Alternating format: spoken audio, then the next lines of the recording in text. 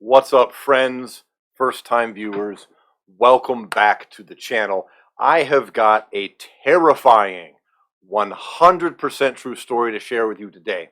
And I share this story with you that I know is true because it happened to me this morning, and I am still right now dead serious, a little bit shook up. And the truth is, this story could happen to you should you live in Las Vegas or if you come to visit and you stay in something like, say, an Airbnb. Now, a couple things up front. It's a little bit embarrassing. I tell you this story not just to provide you with entertainment, but seriously, this could happen to you. And if it does, and you find yourself in the situation that I was in this morning, you will say, thank you, Jared, at the LVME YouTube channel. You have saved my butt. Seriously.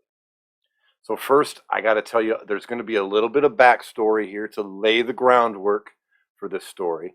And secondly, it is not exaggerated. It is not clickbait. This is true. It is scary. Prepare yourself. And third, there's going to come a time in this story where I'm going to share some details of a personal nature. And you might go, whoa, Jared, that's too much information, sir. It's necessary. It's necessary for the story to share this personal information with you. So, prepare yourself. It all started last night for me. See, last night, I got an itch. Last night was a night I've been looking forward to for a while. You see, I'm a work-at-home entrepreneur, okay? So I'm always busy when I'm at home. It's not the paradise everybody thinks it is. You can do whatever you want. No, it requires lots of discipline, and you're always working, all right? And I'm not like into video games. I don't disparage those who are. It's just like I don't have time for modern video gaming.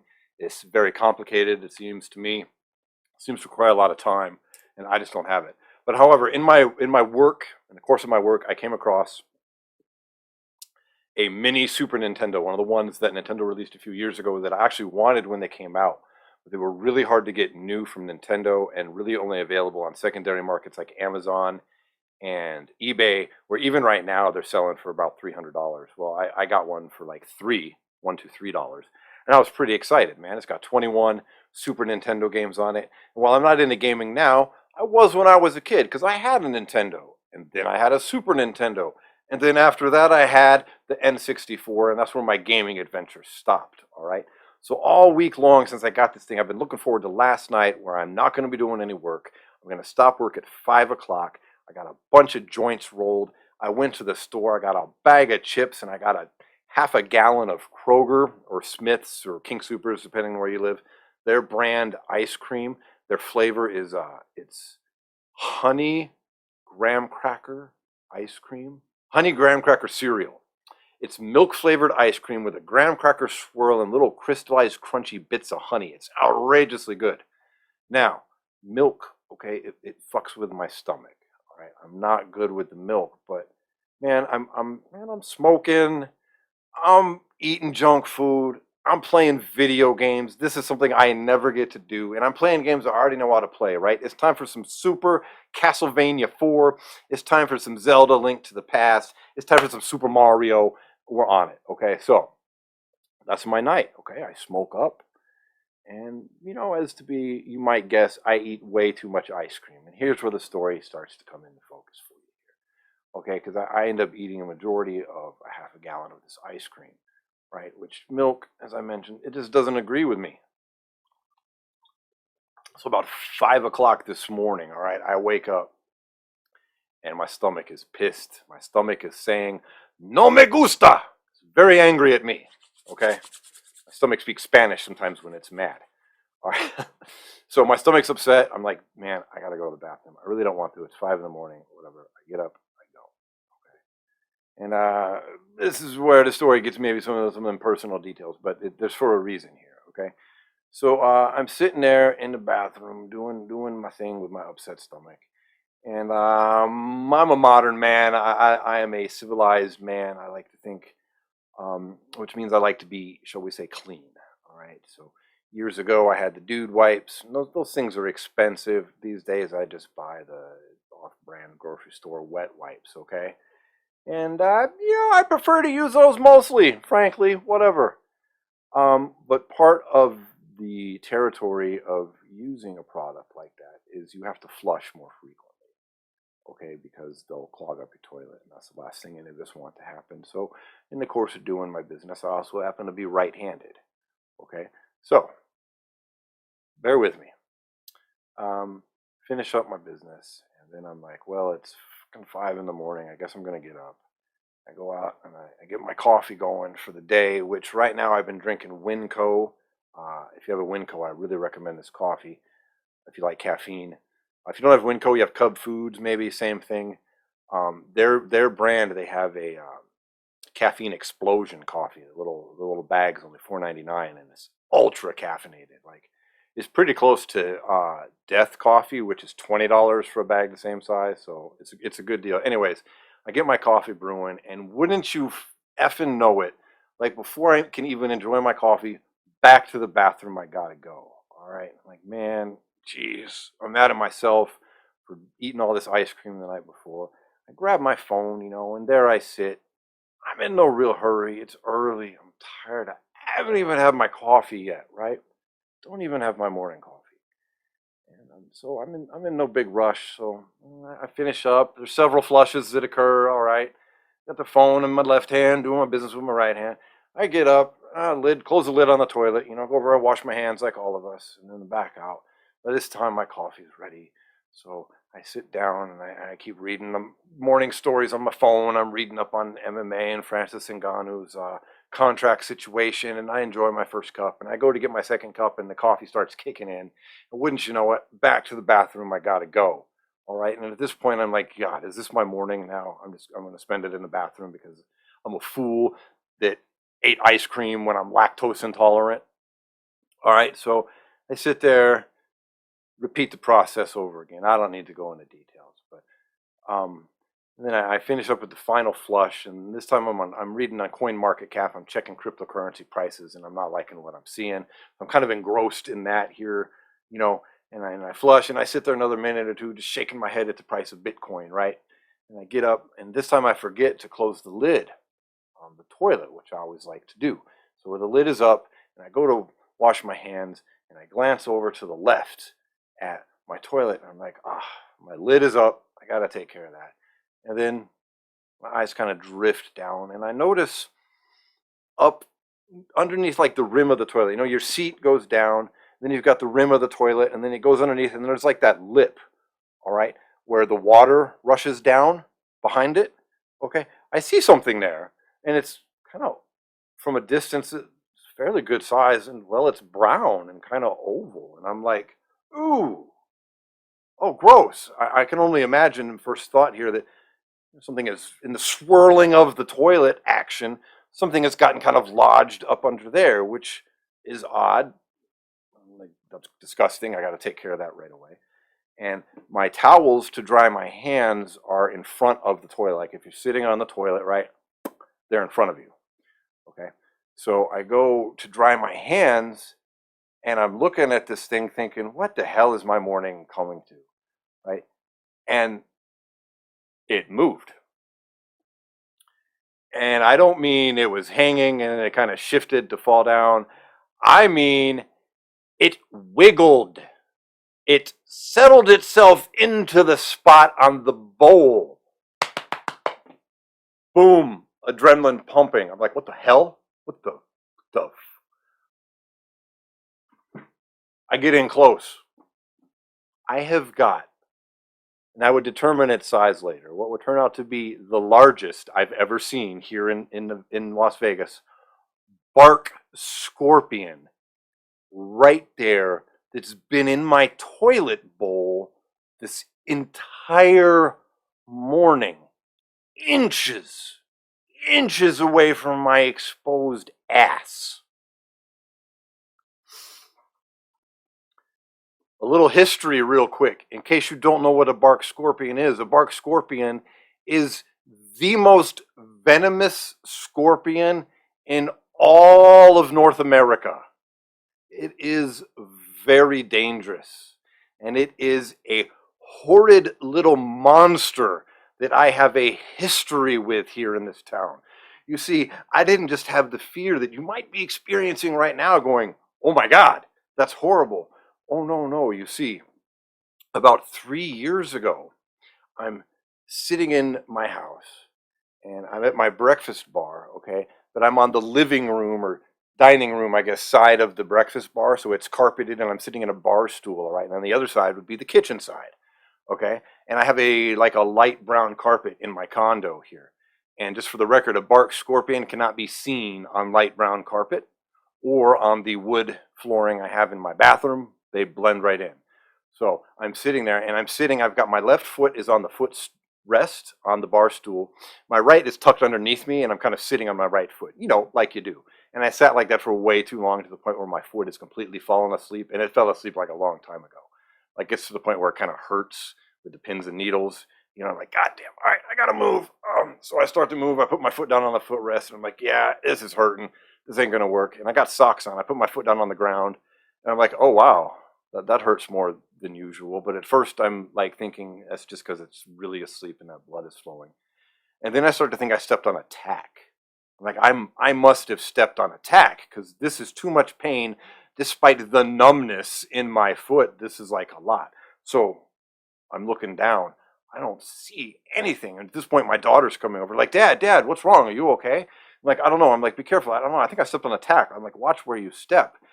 And so we're looking around. I don't see nothing. We're kind of walking, and I'm kind of spinning around like you do. And then all of a sudden, I put my foot down, and this time it feels like someone took a nail and like put a blowtorch to it and got it like a nice cherry red and then jammed it into the side of my foot back by my heel.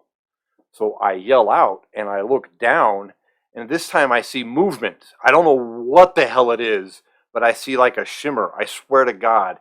Imagine like the Predator movie in the jungle when it was in its camo and you see like this shimmer in the can, and you're like, what the hell was that? That's what I see on my carpet. Only, I'm what the hell? So I'm like, Raven, go get your shoes on right away. So she runs over, she gets her shoes on, and I'm hopping around on one foot, and my foot is not happy right now. Um, whew. And we make a long story short, like we track it down eventually underneath my couch, and that's when we discover that it's a scorpion because I see it and it's very big. Not quite as big as this one that was in my toilet bowl, but it's very large. So we kill it. And then what you're supposed to do at this point is call the poison control center, okay? Because I got no experience. Maybe like you, I'm like, bark scorpion. I got no experience. All I know is it's a scorpion. It was huge. It looked like the devil in tiny little form, right? And so I call the poison control center and I tell the lady it's a scorpion. It got me twice in my foot. And I describe it and she's like, yep, that's a bark scorpion. And she proceeds to tell me that what it is, how dangerous it is. It's the single most venomous one in all of North America. And then she says that I really need to prepare myself for an excruciating next 24 to 48 hours, probably on the longer side since I took 2 shots. She said when these scorpions get agitated, they inject more venom. Like the amount of venom that they inject depends on their agitation level. So I had stepped on it, pissed it off, got stung, and then stepped on it again a couple minutes later when it was already highly pissed off, and then it really fucking got me, okay? So I'm like, listen, I understand what you're saying because I get you about that pain because it feels literally like I think someone stuck a nail in my foot. Like I cannot believe the amount of pain my foot is in right now.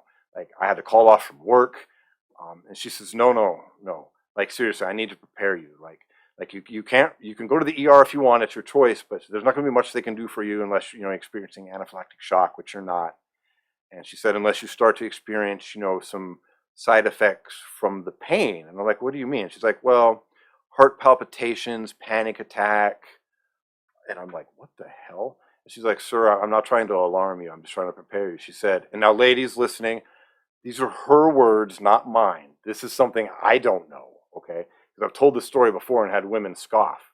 Not my comparison. This is a woman told me that in her career at the Poison Control Center dealing with this situation, she's had talked to many, many, many women who were stung by these scorpions and then later called back in excruciating pain, talking about that it was equal to or worse than the pain of childbirth.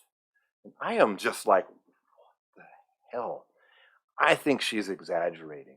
And I won't go into great details. I'll just say this. She was not exaggerating. I have no idea what childbirth feels like, but I do know that in my entire life, that is without a doubt the worst pain I've ever experienced. Nothing is remotely close. I used to be a fighter. I've had surgery. I've broken bones. I quit painkillers the day after my hernia surgery. Like, I describe it to people like waves. Like I was a boat in the ocean in the worst storm you've ever seen in your life. And the pain was waves that were crashing against the hull of the boat, which was actually just me in the ocean. And they would wham with massive, and then they would recede a little bit and come back. And for 36 hours, I couldn't move off the couch except to go to the bathroom. My daughter helped me hobble to the bathroom on one foot, and she brought me water, and I smoked as much cannabis as possible. And pain, like Tylenol and shit, did nothing. And the only way I can describe that is I rode that pain like a wave. Like if you were in the ocean, you have a choice to like fight those waves, kind of like fight your way through it, or you can just let go, and just ride it. Like I rode that pain for 36 hours. It was nuts. It was a life experience. So flashing back to seeing that thing on my toilet bowl this morning, I was struck with, I don't know how to describe it other than like shock. Like imagining the pain that I went through on my foot occurring in that area of my body is unthinkable. Like I cannot imagine what that would have possibly been like. I mean, let's stop and just look what could have most likely happened, right? The best case scenario of what could have happened is all my hand waving in that area and the flushing, that thing scuttles right onto my right butt cheek, which would have sent me standing up, right? And at best, it's going to sting my right cheek and then fall into the toilet because I stood up. And that's the best case scenario. All right, because here, look, I use a squatty potty, all right? And just like every one of you, when I'm sitting on the throne, my pants and my drawers are around my ankles. So in the more likely scenario where all my agitating of that area and waving my hand in front of it and flushing the toilet so many times, that thing would have scuttled across my ass and into the nether regions, which undoubtedly would have sent me jumping up into the air, right? Only I'm on the squatty potty and my ankles are essentially tied together, so I would have fallen. But with the horrible scrambling going around in my crotch, my hands would have been focused down there, so I wouldn't have stopped my fall. Quite likely would have hit my head on the way down or on the landing. And at this point, the scorpion, which would have been crawling across a wide open spot in its little mind, that spot would have closed up when I stood up, right? Which this thing is going to immediately start stinging at that point. And unlike a bumblebee, this thing just keeps stinging. And the more pissed off it gets, the more venom it's unleashing in this zone. And this would have occurred while I would have been, say, mid-activity, right? So I would not have been, shall we say, clean. So I would have been messy, knocked on the head, laid out on the floor, and stung God knows how many times by the most venomous little creature in North America, scorpion-wise, yelling for my daughter, who definitely would have had to call 911. This isn't a call the poison control center problem. And let me tell you, scorpions are super hard to kill. It's not like me whacking it with my hand on my thigh or on my nuts would have killed it. It just would have pissed it off even more. I mean,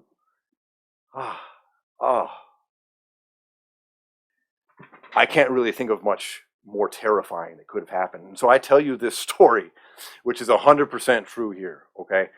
if you're coming out to Vegas or you live here, you might want to do like what I will be forced to do now for probably the rest of my life after this. Because wait, there's more. I forgot. There's more. I got the bug spray. Did I tell you? I sprayed that bugger down into the toilet, right? That's how I got him off, because he was sitting there. I didn't know what to do. It's not like I can bash it with something. They're super hard to kill, man. They're almost impossible to kill, these things. So I got this bug spray and I squirted it like a squirt gun effect until it blasted into the water, right? And then I flushed it, and I go and I Google to find out if this is a problem I'm unaware of. Toilet bowl scorpions. And I can't find any information warning about toilet bowl scorpions anywhere, okay? But I do find things that say it's not a good way to dispose of a bark scorpion because they can survive in water for up to 48 hours.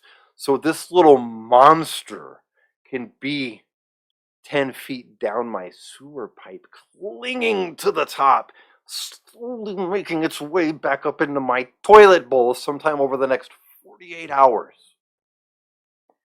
It's like a nightmare. Seriously. Black light flashlight. I will now be checking my toilet bowl in the dark with a black light flashlight, because they light up like the sun with a black light. Probably for the rest of my days here in Las Vegas. And I already scan the floors in my house during summertime once a day before I go to bed at night with a black light flashlight looking for them. Never occurred to me they'd be in the toilet like that. So, get an Airbnb out here, perhaps you might want to check. That's my story, everybody. I hope you find it entertaining, possibly useful should you be in that situation. Thumbs up if you liked it. Hit me up in the comments. Let me know what you thought. I'll see you on the next one, everybody. All right. Peace.